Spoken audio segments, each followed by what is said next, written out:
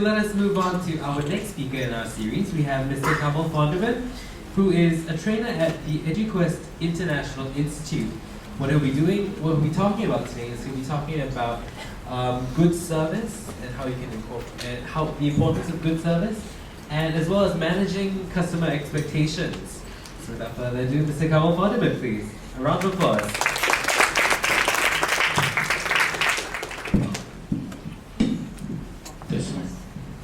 Very good afternoon, everyone. I would not like to bore you to death because it's just a lunch and a wonderful presentation by Abdul Salam Rojak and also KFC to himself. I wish he's back here so that I can share with him that I've been to 2 Peranakan's kitchen. But I'm already married, so I missed my chance. But anyway, I'm a Muslim. I have 3 more quotas, if you know what I mean. Okay, very quickly. My name is Kamal. I'm professionally known as Kamal Fondueman because I used to serve chocolate fountain, chocolate fondue to weddings at YHawkerprise. The other time was okay because I do it secretly. Like now there's an AA officer here, so if you do catering, you must have a license. So I say I scrapped the idea. I don't want to get into trouble with the law. So what I do is I create my own consultancy firm. But way back, how I got in love, I got in touch with the F&B and fall in love is when in 1994 I joined Concord Hotel. And in 1996 I won the Silver Excellence Service Award, being the only one from the hotel. I am the youngest ever Singapore's banquet service manager in the whole White House Singapore at age 25. Imagine at age 25. Very wild, very young. So yeah, given the baptism of fire, handle 100 over wedding banquets, 30 tables at one level, 40 tables at another level, 100 over part-timers. It was really HELL, I would say. But I managed to pull through, so I stayed there for another 3 years. And then I managed few small outlets, cafes, restaurants. I was a valuable consultant and handling F&B event, and also be an iconic Singapore brand, Singapore Zoo, being the guest services officers, manage the front line, and also serve VVIPs, ministers, royalties, sultans, yada yada yada. Especially APAC 2009, 4 major events, including IMF Gala Dinner at Istana. I'm a full WSQ ACTA trainer and People's Association's Lifestyle and Life Skills trainer. I'm now with EDC, Enterprise Development Center at Singapore Malay Chamber of Commerce and Industries as an F&B Associate Consultant. I'm also with EduQuest International Institute as the Associate Trainer, teaching basic food hygiene, which is a critical thing that you need when you manage food as a food handler. I'm also the Hospitality Elective Modules Associate Trainer for GNS School of Business and Technology, teaching F&B operations, tourism, and culinary at secondary schools. I'm director of my own company, Kitchen Culture. I'm also just been elected October 8 last year as the president of Singapore Halal Culinary Federation. We used to be affiliated to Singapore Chefs Association and the World Associations of Chefs Societies.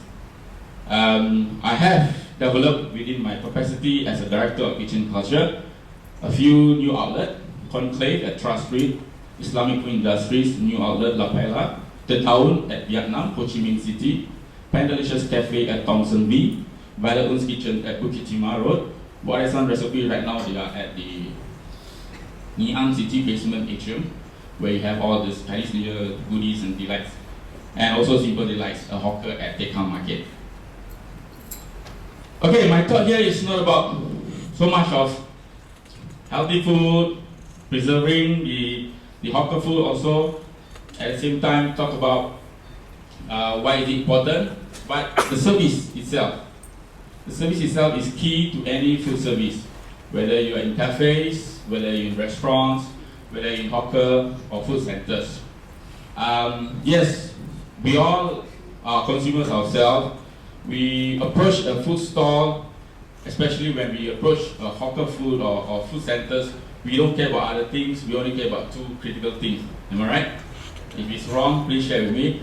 Price and quality of food. We don't care about service. Whether he's wearing flip-flop, whether he's wearing Armani jeans or whatsoever, we don't care. Whether he's wearing gloves or not, we don't care. Because we know hawker, we degrade our standards to such that we accept only quality food and good pricing. But when we at the same time visit restaurants in shopping centers, hotels, our expectations differ. Why is it so? Why is it so? Probably because we're giving you top dollars, right? So there's also GST, am I right? So we expect that kind of service in return. So let's go through the slides slowly. All right. The content for the talk, probably, I think I can finish within 20 minutes. Let's go back. All right. We start with timeline, the bit of histories. Then sustaining excellent customer service, managing customer service expectations, problem solving, and we conclude our presentation. Okay. Let's take a look at these two images. Alright? Just capture this in your mind. There will be questions related to them.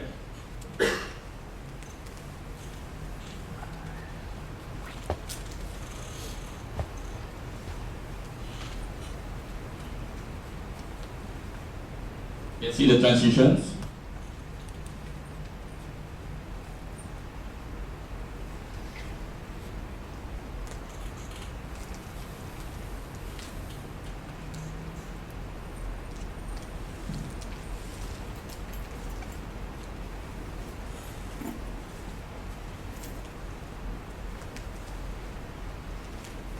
This appears in New York Times, and this venue here is at Rasapura Masters, Marina Bay Sands. I was part of the development in creative and food consultancy for dessert stalls, together alongside Ms. Violet Wood.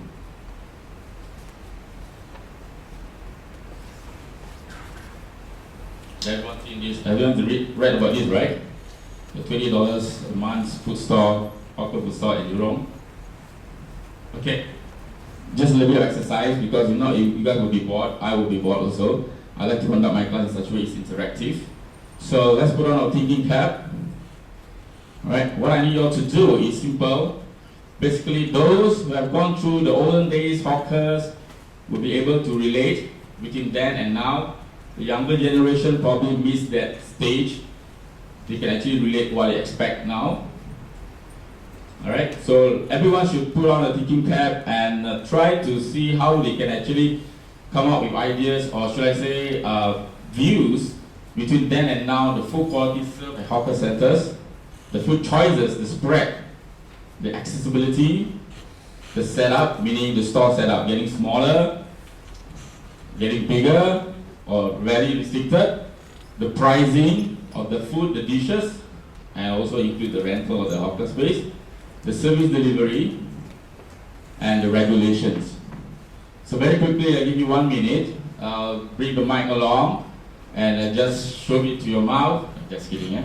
I just present it to you to voice out, to share with us your takes on the then and now between point number 1, okay, to point number 7. Each of you just say out 1 point. Alright? Okay? Between then and now, the previous, okay, the pioneering days, those who are actually here, I'm not here anyway, or maybe here, yeah, and here, till the modern days, air conditioned, multi-story, escalator, air conditioned in a prime location. Alright? If any one of you want to start first, it's okay, just raise your hand, I'll bring the mic to you. Share with the class, or share with the room. What do you think between then and now in terms of food quality, food choices, the accessibility, the setup, the pricing, the service delivery, and the regulations? Just one from each one of you.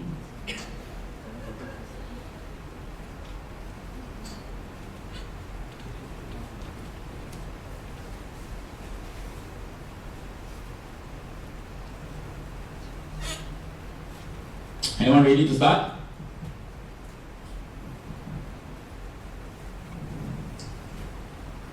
Anyone ready to start? If not, I come to you. Yes, sir. Your name, sir?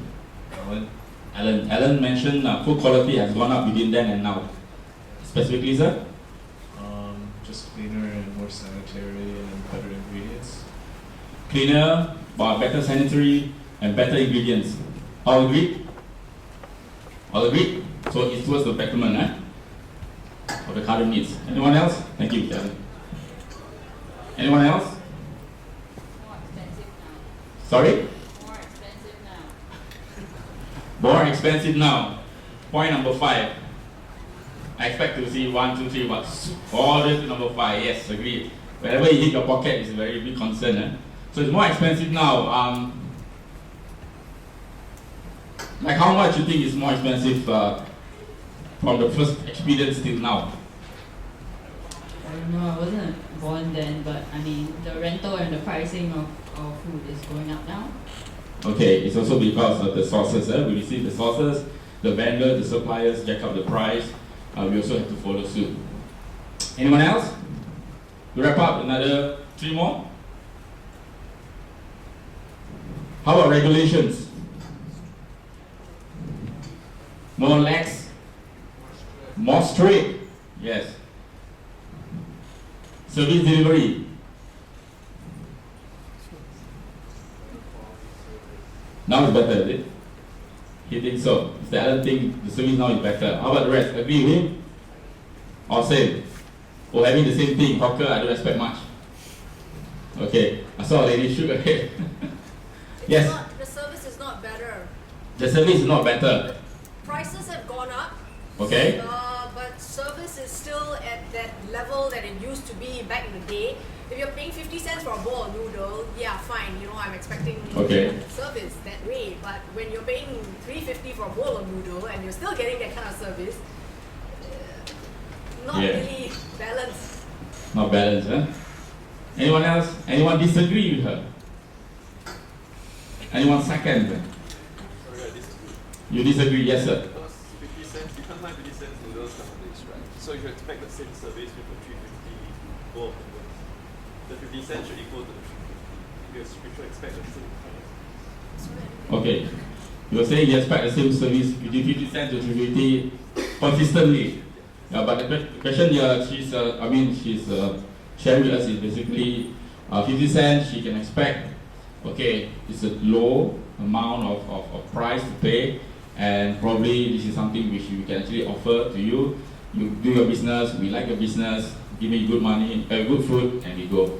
But 350, you're giving me the same SHIT as 50 cents, so I guess that's her point lah. Anyone else?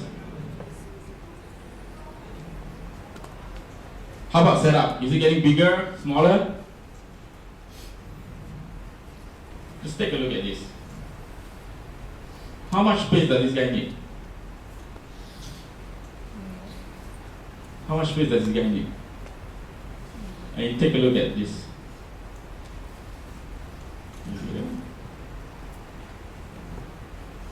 Right? So I hear complaints, people saying the stores are getting smaller, but the rents are higher. Probably they have not gone through the so-called phase like this lah. Okay. How about accessibilities? Last one. Accessibilities. Is it more convenient now? Down MRT, you see food court. Every shopping center there is food court. I just came back from Dubai and Abu Dhabi.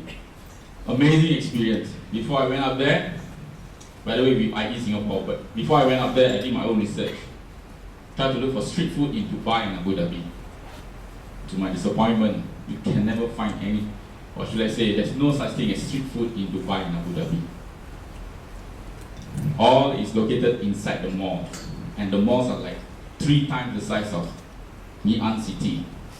Berjaya Times Square, Malaysia. Anyone been to Berjaya Times Square? Double the size. You can spend the whole day there. And the sad part is, when you enter the food court, you see a lot of American brands, a lot of QSR down there. The Wendy's, the Subways. You don't see a lot of Singapore brand. And I spoke to the Lulu director of marketing. He missed the Singapore flavor. He would appreciate if Singapore food service set it there in Dubai and Abu Dhabi. Because it's an opportunity for us there. Like how our friend KFC2 mentioned, yeah? Okay, the service there very impeccable. Alright, we're done with this. Anyone else want to share anything? I guess if I continue, I bore you to death really. Okay, sustaining excellent customer service.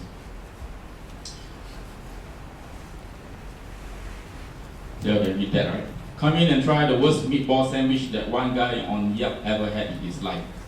Can we replace that Yelp with Facebook? I don't know who else here. Yep. This is a marketing trick. Somebody complained, give the poor feedback on the sandwich, so he wrote down there for everyone to try. I don't know whether it works or not. Would you guys do such a trick? I think Singaporean would be like, whoa. Okay, sustaining excellent customer service. Why is it important? The three most commonly shared pet peeves are the SEA. Speed, efficiency, and accuracy. This grows across the board, from fine dining restaurants to small cafes to whatever the coffee international restaurant you have, and also the food court vendors. Okay, speed, efficiency, and accuracy. All right, lack of speed. All right, very slow. You're running short of time. Efficiency, sharing of equipment between dry foods and cooked food, vegetable and meat. It's very inefficient. No systems. And then accuracy, wrong orders, wrong deliveries, wrong change given. All these are down to the three most critical points that we learn from customers, that we gather, that they like us to improve. Cost of losing a customer. We all know the word of mouth is very, the good word of mouth is very good, very critical in our business. Right? So if we lose a business through our poor service, we probably lose our current dollars, our jobs, our reputation, and future business. I ever approached one lady at one of the food court near the satellite town. I couldn't remember, maybe at Jurong area there. Pasir Ris, yes. I was ordering a nasi ayam penyet. You'll try nasi ayam penyet, right? So maybe my tone of voice is very low, or it's not loud enough for her to hear. So she shouted at me, "Can you please speak louder? I can't hear you." It's not just a gesture like, "I'm sorry sir, could you repeat your order?" It's more like, "Can you please speak louder? I can't hear you." I was like, whoa, I'm taken aback. I'm really taken aback. And then I won't say the name of the stores. So I thought it was a one-off experience. Then I went down, a different experience, different day, along North Beach Road, another one, still same, shouted at me, right? "Can you please shout your order? Okay. Do you want one drink or two drinks? Don't you have a voice?" Wow, that's crazy, man. It's like, what's happening? So yeah, again, that's the thing, see? So I never visited the place. Sadly to say, my friend would like to have a meeting there, so I just follow lah. Okay.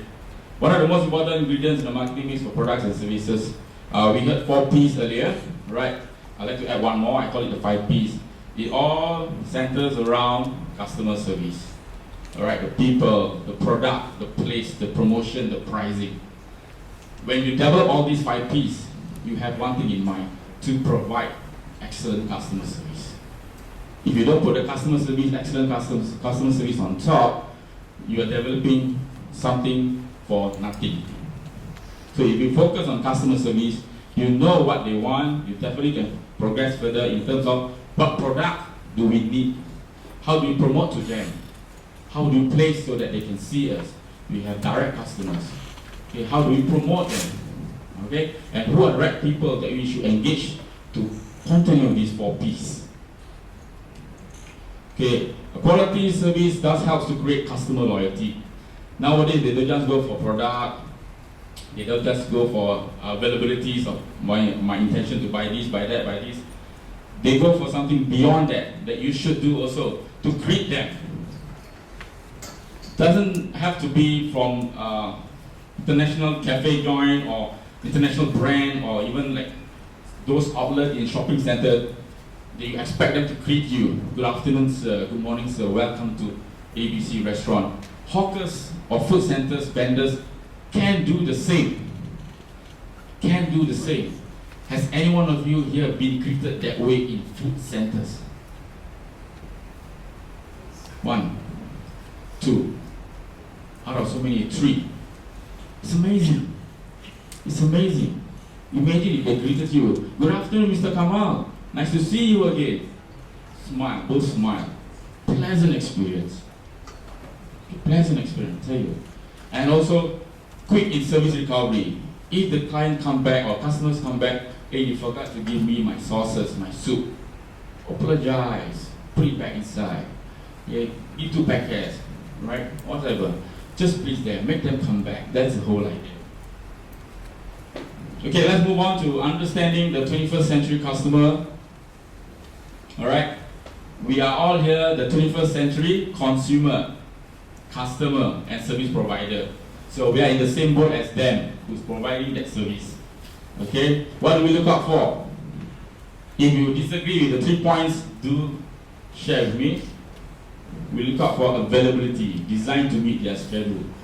We have all different timeline, schedule, working, time frame, and what have you. If I go out, I work 3 o'clock, I reach the store at 1 p.m., I need to ensure that I have my regular nasi lemak. Right? Availability.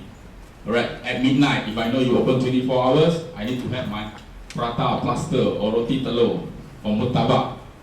Okay, it's the same. So they expect us, customers, consumers expect us, the food service provider, to be there for them.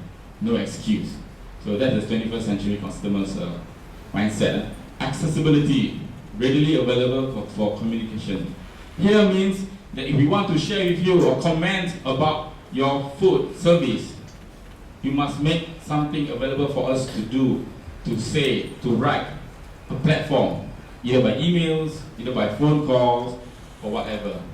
Alright, so they need to relay, or else they put in storm, they put in wherever it is, they go viral. That's a very effective way, eh? Okay, lastly, accountability. I'm going very fast here because you don't want to hold or TOH. Accountability, swift and accurate replies to service operations. Questions, sorry. Alright? Okay, you have to reply. If your policy is 24 hours, I reply back to you or refund your fees or your money, your change, I'll do so within 24 hours. That's what we want. Isn't it? Isn't it? That's what you want. So is the 3 A's correct? Don't have 2 okay? But this is through the studies done worldwide, okay? Australian universities. Next, let's embrace new technologies. Okay, customers nowadays, including ourselves, are anxious to experiment because we know the usefulness of these technologies. What are some of the technologies? Integrated POS, point of sale system. Have anyone been to, or anyone here enjoyed the Soup Tulang in Beach Road? Soup Tulang in Beach Road? Beach Road, where they sell the army stuff on the 2nd floor. Soup Tulang Beach Road. If you go to the store, the Din Soup Tulang, famous. They have integrated POS system. They are cashiering, they are ordering everything on an LCD panel stuck to the wall behind the shelving. They don't have those Casio tap button system anymore. They use that. So they're using new technologies. Alright? Use of social medias, email, and digitalization. What does digitalization mean? Adam Road, Nasi Lemak. Anyone been there lately?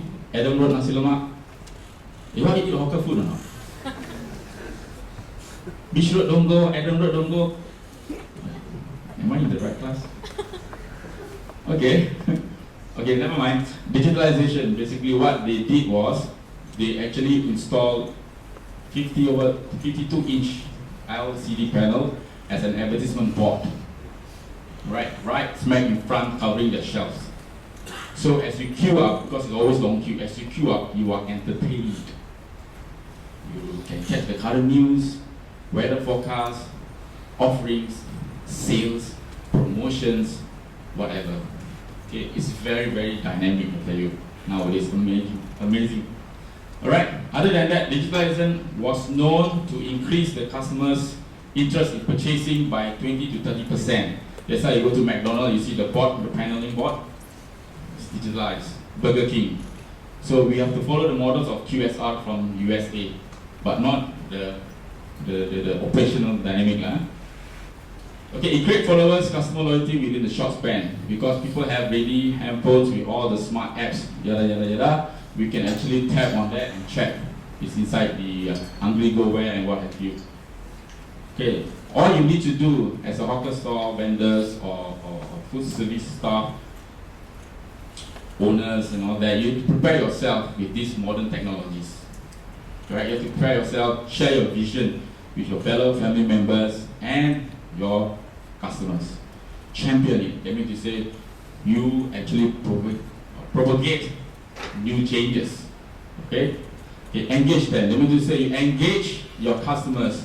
If they say they don't have smartphone, you tell them to go and buy. No, don't like that. Okay? So basically, if they have a smartphone, so we have an apps. Alright? That you can actually check our sales or promotion or operating hours. Do install this. It's free on iPhone and Android. Okay? Avoid the shelfware syndrome. If you don't prepare yourself, you don't champion it, it will become a shelfware syndrome. You have a high-end LED TV, up-to-date whatever technologies you have, but you don't champion it, you don't prepare yourself to go along with the changes, it's just become a white elephant.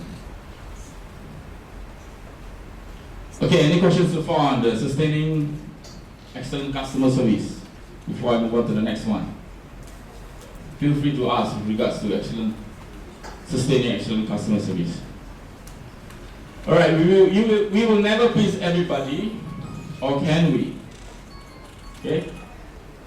Alright? Okay, managing customer service expectations. Okay, this is some definition by Mr. David Aleph. Okay, a huge part of being successful in building relationships. A large part of building trust, credibility, and respect, which is what we need, isn't it? Alright?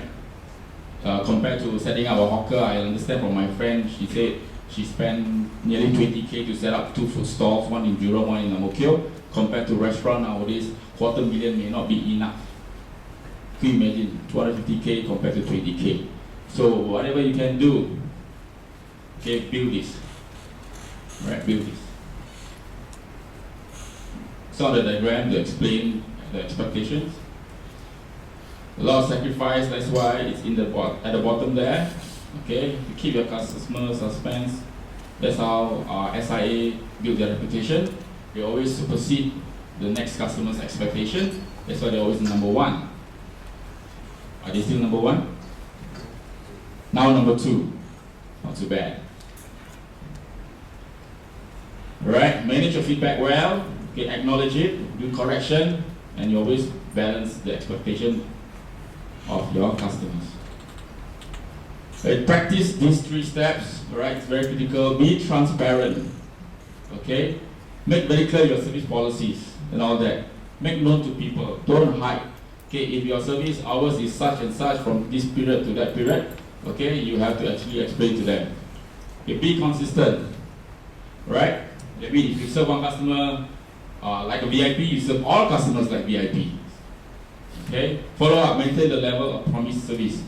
Lastly, communicate, exercise effective communication skills. This is very, very important.